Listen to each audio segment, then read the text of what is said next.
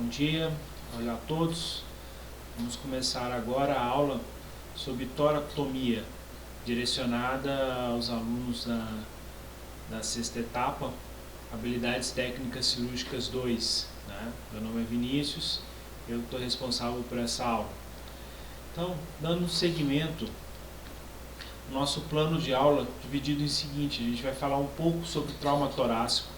Não é o nosso foco uma aula específica para trauma torácico, mas vamos pontuar algumas coisas que são importantes.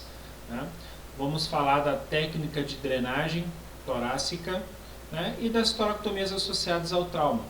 A gente vai focar mais em técnica cirúrgica e habilidades, que é justamente a disciplina, e a gente vai trazer algumas coisas de vídeo para tentar suplantar a prática. Né? Por enquanto a gente está à distância, mas essa prática pode ser suplementada posteriormente. Então, especificamente trauma torácico, né? É uma das principais causas de óbito, que é o trauma. Né? Desses traumas, 20 a 25% é óbito direto, trauma torácico. Quando não é um trauma torácico direto, ele pode estar associado até 20% dos casos a fatores que levam ao óbito do paciente. Né? E o trauma torácico tem uma característica: ele pode matar tanto de imediato como pode matar horas depois, se ele não for devidamente diagnosticado e tratado de forma adequada. Né? E 85% dos traumas torácicos eles são tratados conservadoramente ou com pequenos procedimentos. Né? Não, a toracotomia não é um procedimento amplamente utilizado em trauma, e a gente vai ver isso no decorrer da aula. Então, citando a questão do trauma. O trauma torácico ele pode ser uma coisa extremamente simples, uma leve contusão torácica, muitas vezes não deixa nem hematoma, não deixa nenhuma marca, mas isso gera dor. Né? Até contusões mais graves, em que você pode ter uma laceração de um grande vaso, uma laceração de parênquima, você pode evoluir com pneumotórax, um hemotórax. Então, contusões de diversas formas, né, associadas, e além dos traumas penetrantes. Os traumas penetrantes são mais fáceis de se diagnosticar, isso é facilmente visível, né, na avaliação do paciente, diferente do trauma contuso, que muitas vezes você pode ter uma lesão interna e não necessariamente ter alguma lesão externa, apesar de estarem associados. E tanto o trauma contuso como o trauma penetrante, eles podem ter complicações graves. Né? A gente vai pontuar as duas principais, que é o pneumotórax e o hemotórax. Né? São complicações que podem vir em pequena quantidade, né? Podem ser em grande quantidade.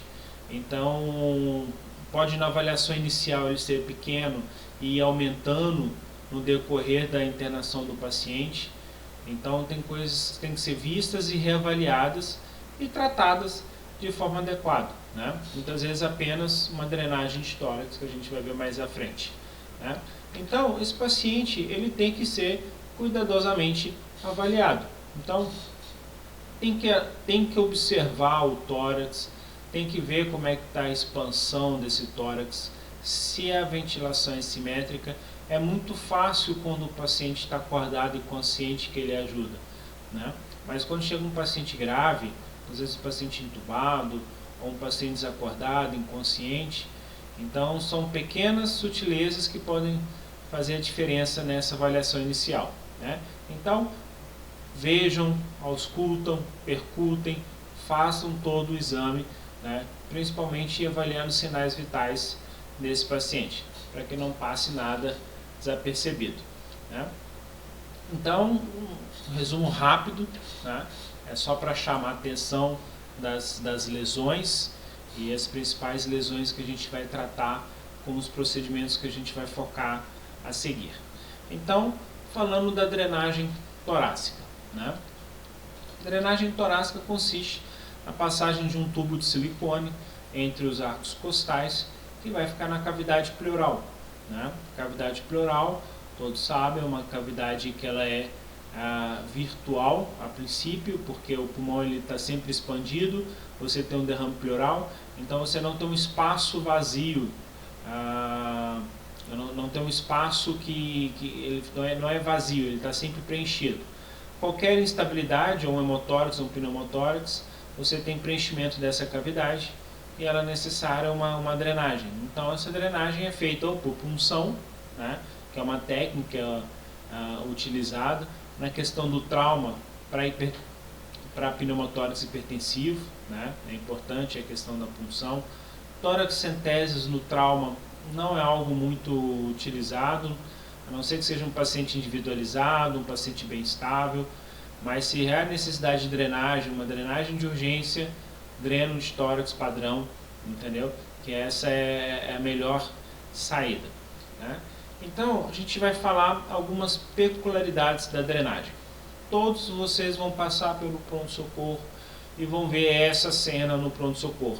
É um paciente sendo drenado de urgência, um trauma grave, em que vai ser feito exatamente como está nessa foto, né? Que não é o correto, né? Vamos colocar, existe o que a gente tem de limitação no pronto-socorro, né? Então, o que é importante frisar nessa foto é uma ansepsia e asepsia fraca, né? A gente não está vendo campos cirúrgicos, a gente está vendo apenas uma compressa embaixo do paciente. O cirurgião não está paramentado, apenas a luva de cirúrgica, a luva estéreo. Então, pode acontecer e vocês vão ver isso no pronto-socorro, mas tenha noção de que isso não é o correto, tá? Muitas vezes tem o material necessário, mas como já está habituado a fazer dessa forma, fazer rápido, fazer sem toda a técnica séptica adequada, então você acaba fazendo, não pede material, ou muitas vezes é dificultado esse material, porque depende de algum funcionário ir buscar e esse funcionário não está afim. Então são alguns vieses que vocês vão se deparar ao passarem no pronto-socorro, tá? Então, vendo essa cena, às vezes é necessário, você não tem o material, você não vai deixar o paciente morrer, você vai tentar amenizar ao máximo isso. Se tiver que fazer uma situação dessa, não faça sozinho, né? 2, 3 pessoas podem ajudar a segurar o material e evitar a contaminação. Por quê? Cavidade pleural ela é estéril, então não adianta você passar um dreno achando que você está salvando a vida do paciente e você levar a infecção para dentro desse tórax, né? Você pode aliviar a situação momentaneamente e ele falecer no empiema depois, né? Então, a intenção é salvar o paciente, vamos salvar ele em todas as etapas, né? Então, o correto seria um ambiente controlado, um ambiente estéril, uma técnica asséptica adequada, né? Que é essa foto que a gente está vendo. Então, lembrando, sempre que possível, use. O paciente está estável, leve para o centro cirúrgico e faça isso, tá? Não está estável, tem que fazer, tenta chegar o mais próximo disso, tá certo? Cuidado com contaminação, esfreguem bem o tórax do paciente, lava mesmo, não vai fazer no meio de sujeira, entendeu? Porque infecção na cavidade pleural é um sinal de maior morbidade e maior gravidade para o paciente, né?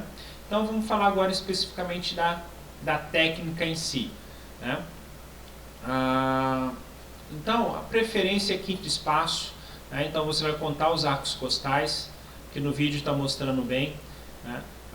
O quinto espaço na linha M axilar anterior, na linha axilar anterior, na verdade, né? Não tem a M. Então, tridimensionalmente esse é o espaço.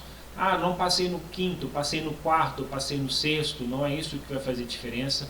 A recomendação é que seja no quinto espaço para que seja uma drenagem mais alta mesmo, para você evitar acidentes. Sempre que possível, levantar o braço, deixa o tórax exposto, limpa bem esse tórax, técnica estéreo asséptica, né? A anestesia local sempre infiltra, mesmo que o paciente estiver sedado, nesse objetivo. Você vê a costela, vai em direção à costela, chegou na costela, borda superior, né? O corte também em cima da região da costela, sempre a costela como sua referência. Você vai dissecar por planos até atingir a costela. Chegou na região da costela, você vai por cima da borda superior, justamente para você evitar os feixes que ficam na parte inferior. Então você faz toda a dissecção até romper a pleura e entrar na cavidade pleural propriamente dito, né? Lembrando os feixes na borda inferior, então sempre na borda superior dela para evitar acidente. Feito a abertura da cavidade pleural, é sempre importante confirmar isso. Você pode ser que se você drena o abdômen, pode ter alguma lesão na sua frente, então sempre dígito, colocar o dedo, palpar, ter certeza que está dentro da cavidade pleural, ver que não tem nenhuma obstrução, não tem nenhuma aderência, né? Que você vai ter essa liberdade. Normalmente no trauma são pacientes jovens, você não costuma ter esse tipo de aderência, e se tem a necessidade de drenagem é porque você já tem um espaço feito dentro da cavidade pleural, né? O dreno, ele é passado, é interessante sempre estar clampeando a base desse dreno, para que esse líquido não reflua para ti. Esse clampeio tem que ser rápido, não é interessante ficar muito tempo, né? E de posse, o passo dreno é passado pelo orifício feito, guiado pelo Kelly ou por uma pinça de dissecção. Não necessariamente tira a pinça logo que você passa o dreno, você pode acompanhar esse dreno com a pinça, sempre com esse objetivo dele ficar posterior e superior.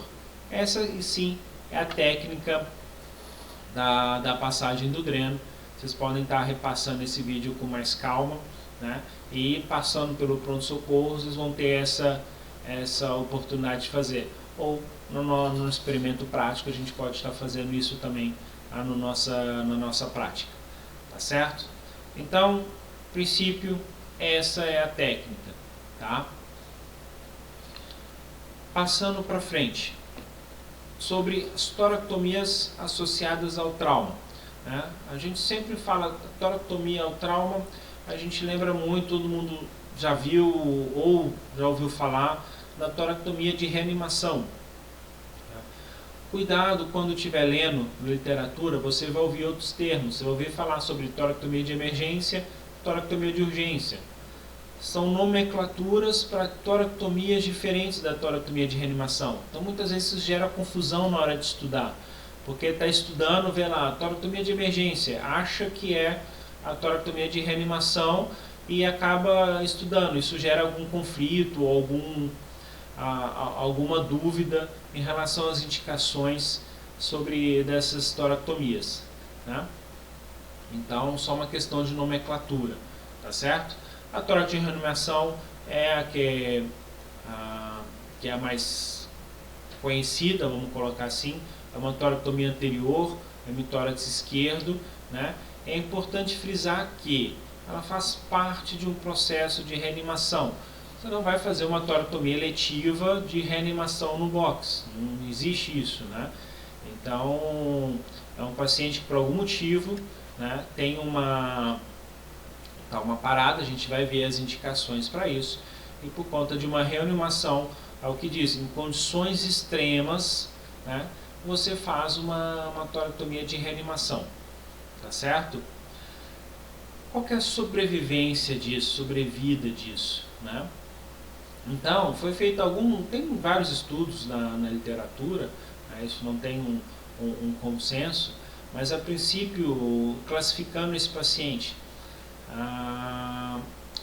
esse paciente ele já chega sem sinais vitais no pronto-socorro, ou se ele chega com um pulso fraco, se ele já está num choque profundo, ou se ele tem os sinais vitais foram vistos no transporte até chegar ao hospital, mas já chegou no hospital sem.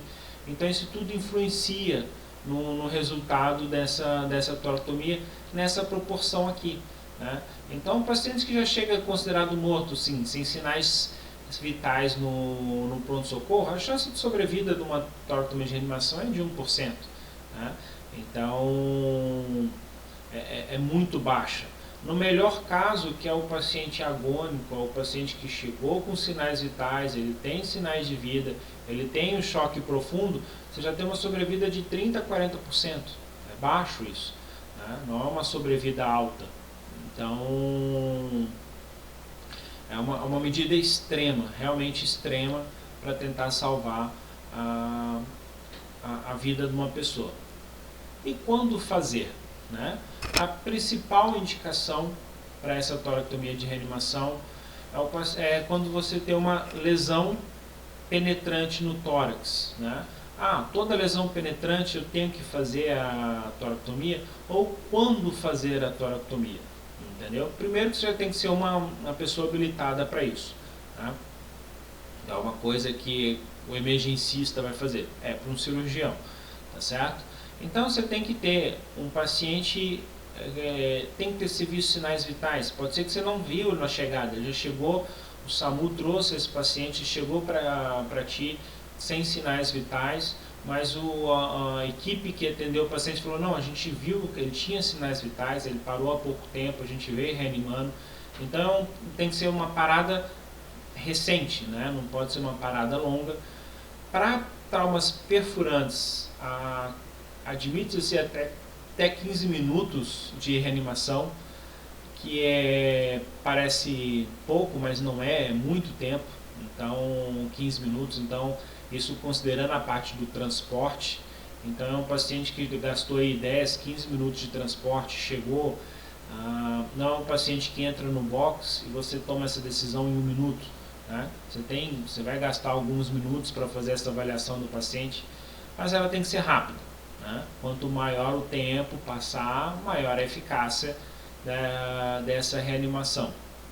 Né? Então, mas para penetrantes, admite-se até 15 minutos. Né? E principalmente se você tiver uma descompensação por tamponamento cardíaco. Né? Trauma penetrante, tamponamento cardíaco. Por que é importante a toracotomia? Assim, não vou falar que eu já fiz várias, né? Já fiz algumas. O mais comum é isso, tamponamento pelo próprio coágulo. Né? Então isso sangra, ele faz o coágulo. Então muitas vezes você não pode até não ter o sangramento tão volumoso dentro, né? Mas aquele sangue que saiu e ele formou coágulo, você não consegue tirar ele numa punção. Você vai fazer uma pericardiocentese, ele não sai, ele é coágulo. E quando você abre o pericárdio, você tira esse coágulo, você libera o coração para ter condições de funcionar. Né? Você tira o tamponamento. Então, tamponou, penetrante, é uma indicação clássica, né? E vale a pena. É onde você vê realmente a diferença. Né? Pacientes com transficção de câmara esquerda é mais complicado, mas ela é mais posteriorizada. Então é comum facada, tiro, que apesar de ser uma lesão grave na área cardíaca, mas ela pega o coração direito, ele tem uma pressão menor. Então quando o paciente fica hipotenso, o próprio tamponamento para o sangramento. Então é aquele paciente que você consegue intervir numa cirurgia, você consegue controlar esse sangramento e o paciente realmente ter uma sobrevida, ele conseguir sobreviver a esse trauma, um trauma extremo. Então, vale a pena fazer, tá certo? Detalhe, o paciente tem que estar um choque, né? Um choque, então ele tem que estar hipotenso. Você vai fazer um paciente normotenso, aí tem que ser reavaliada a situação, tá certo? Então, esse é um clássico, é o mais comum, não é a única indicação. Né? Você pode ter outras indicações. Normalmente hemorragias que você precisa abrir para poder parar a hemorragia, ou o paciente com uma hipotensão grave e você acha que tem um sinal de tamponamento, apesar de não ter um trauma perfurante, você pode estar fazendo essa toracotomia. O ATLS até joga nos casos que você tem dúvida sobre a condição cardíaca, você pode fazer. Então é uma medida extrema, né? Você está tentando ressuscitar o paciente não está tendo resposta, né? Então ele não está tendo resposta, você não tem noção do que está acontecendo, ele pode ter um tamponamento, ele pode ter alguns sinais mais leves, isso te autoriza a estar fazendo essa toracotomia de reanimação. Não significa que é para fazer de rotina, tá certo? Eu falo, isso é um procedimento extremo, né? Então tem que ser alguém com habilidade para isso, para estar fazendo, tá ok? Nesses casos, indica-se até no máximo 5 minutos de reanimação, né? Então, ou seja, é uma decisão que ela tem que ser mais rápida. Muitas vezes é mais difícil, né? Você indicar ou não uma toracotomia. Você quer ver se o paciente está tendo uma resposta ou não está tendo uma resposta. Acaba levando mais tempo. Então tem que tomar cuidado com esse tempo na tomada de decisão, que isso vai influenciar. Não adianta falar, vou esperar 15, 20 minutos para reavaliar o paciente para depois indicar. Aí já não tem sentido. Pensou na toracotomia, se acha que é um candidato, né? Foca a sua avaliação para isso, na dúvida abra e faça a toracotomia de reanimação, tá certo? E algumas coisas interessantes que a gente vai citar,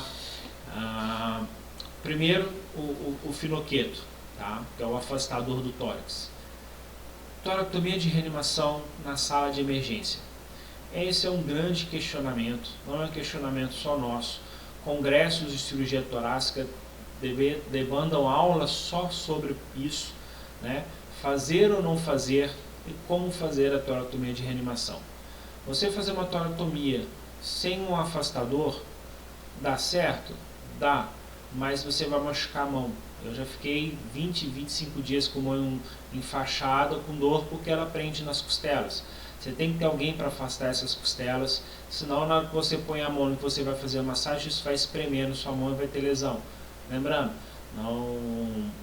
claro, você está lidando com a vida de alguém, mas não tem por que você estar se lesando. Então, lembre de pedir o afastador. Fica no centro cirúrgico, né? Então, todo centro cirúrgico tem. Se tiver apenas um, você vai ter que utilizar ele na cirurgia definitiva.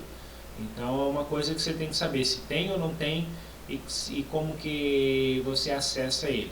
Mas ele vai fazer a diferença na sua toracotomia de reanimação. No início você vai ter 100, mas é tempo suficiente para quem ir lá no centro cirúrgico buscar esse afastador e levar para vocês. Outra discussão em congresso de cirurgia torácica: fazer no box, na sala de trauma, ou fazer no centro cirúrgico, né? Existe o ideal. Muitas vezes o ideal não é o que a gente tem em mãos, mas o ideal é que seja no centro cirúrgico, mas respeitando esse período aí de 15 minutos. Então, teria que ser um centro de referência em que o centro cirúrgico está no mesmo andar da sala de trauma, ou que você tem um acesso rápido ao centro cirúrgico. Se você tem isso disponível, utiliza, né? Se você não tem isso disponível, infelizmente é na sala do trauma, certo? Então isso tem que ser pesado sempre, tá certo? Porque a contaminação é muito grande. E além de você vai abrir pericárdio, então não adianta você salvar a vida ali na intercorrência e levar a infecção e levar a outros problemas que vão aumentar a mortalidade do paciente no pós-operatório, tá? E muitas vezes o negócio é caótico. Vou passar um vídeo agora para mostrar para vocês uma situação caótica, tá? Isso é o que teoricamente não deveria acontecer, mas que muitas vezes na prática é o que acontece. Como foi dito, não estou criticando a situação. Isso muitas vezes é feito em condições extremas. É o que tem. Já vi ser feito com luva de procedimento porque não tinha luva estéreo. Entendeu? Totalmente errado. Mas em condições extremas, você tem que tatear o que é certo e o que é errado. Se a única disponibilidade é uma luva de procedimento para fazer o procedimento e tem que fazer o procedimento, faça o procedimento. Tá certo? Então, mostrar um pouco do que seria a nossa realidade, né? Então, você vê que é apenas a luva, você vê que o cirurgião, uns estão com gorro, outros estão sem gorros. Às vezes a gente vê cirurgião em cima do paciente não está nem usando máscara, tá? Que isso já acho que já é um erro grave. Máscara e gorro sempre tem, você tem que estar prevenido isso. Aí no caso eles tiveram acesso ao finoqueto, apesar do sistema caótico ali, iluminação com luz de celular, relógio com sujo de sangue no meio do campo, entendeu? Então, uma situação totalmente caótica, né? Depois foram para o centro cirúrgico para estar resolvendo, mas isso ainda na sala do trauma. Então, acontece, né? Acontece, tem que tomar cuidado com isso. Então, quanto mais rápido for a sua decisão, quanto mais rápido for a sua equipe ou o material que você tiver disponível, você consegue prevenir isso mais. Você consegue lavar o tórax, você consegue usar um material mais adequado, você consegue talvez até um avental para estar usando. Então, se possível, usa. Se não, essa situação caótica que acontece, né? Acontece. Então, cuidado ao criticar o que os outros estão sendo feitos. É uma coisa que eu gostaria de fazer, mas está todo mundo sujeito a isso, entendeu? Então, tenha isso em mente.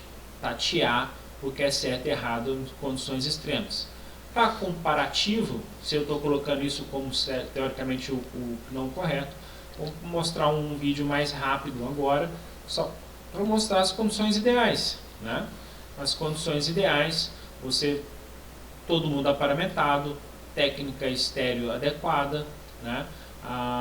O uso de utensílios, que é o cautério para evitar sangramento, tá certo? Então, esse seria o ideal da toracotomia. É sempre que é possível? Não. Existem centros de referência no país que conseguem fazer isso. Toracotomia de reanimação, em 10 minutos esse paciente está dentro do centro cirúrgico com toda a técnica estéreo para uma reanimação, tá certo? Então a gente tem que sempre objetivar o ideal, tendo conhecimento do que a gente é capaz de fazer e do que a gente tem em mãos, tá certo? Então, só um vídeo ilustrativo, eu vou passar para frente aqui, que era para mostrar só a questão da técnica estéreo, tá certo? Citamos outros tipos de toracotomias.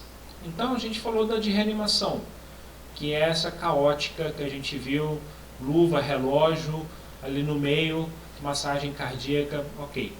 Existe a toracotomia de emergência. O que é a toracotomia de emergência?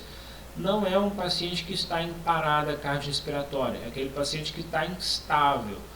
Ou ele está por sangramento, que é o mais comum, né? Ele está com o tórax aberto, é um paciente grave, instável, que você não dá tempo de fazer exames para saber. Você não vai fazer um raio-x, você não vai fazer um exame de sangue, você precisa atuar cirurgicamente.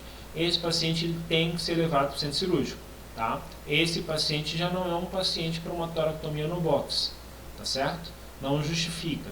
É um paciente que ele tem que ser levado para um centro cirúrgico, um ambiente controlado, ato anestésico adequado e você fazer, né? O termo emergência, o que ele te suprime nisso é muitas vezes você não ter vou para uma cirurgia sem um raio-x, sem um hemograma, entendeu? Você não tem exatamente a situação, você passou um dreno, você sabe que está sangrando, mas você não sabe aonde que está sangrando. Então, pela emergência, te justifica ir para o centro cirúrgico uma cirurgia às cegas, né? Mas feito no centro cirúrgico, técnica estéreo adequada, tá certo? E o termo toracotomia de urgência, o que muda? Parece a mesma coisa, mas na literatura vai ter essa diferenciação, entendeu? A urgência é o paciente que está estável, você foi lá, fez a tomografia, identificou que ele tem uma lesão de esôfago, ele tem uma lesão no diafragma, ele tem alguma lesão desse trauma e que você vai atuar cirurgicamente, né? Então é diferente. Então é um paciente que não está instável, um paciente que está estável, que você fez um diagnóstico, né? Você tem um diagnóstico feito para esse paciente, né? E baseado no diagnóstico, você vai levar ele para o centro cirúrgico, vai fazer uma cirurgia adequada, tá certo? Então é isso que eu queria passar para vocês. Vamos combinar agora a nossa conversa para tirar dúvidas e, se porventura tiver interesse em mais algum outro assunto ou aprofundar isso, a gente pode estar conversando na nossa videoconferência, ok? Então era isso para hoje. Um abraço, obrigado, tenham todos um bom dia.